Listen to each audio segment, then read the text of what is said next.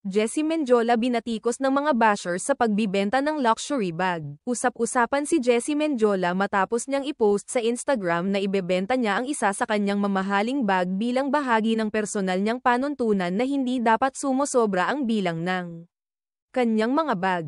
Aniya, kailangan muna niyang magbenta bago bumili ng bago.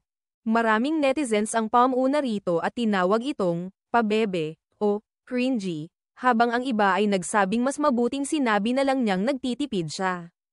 Gayunman, maraming taga-suporta ang nagtanggol kay Jessie, iginiit na karapatan niyang gawin ang gusto niya sa sarili niyang gamit at napraktikal lang ang kanyang ginagawa.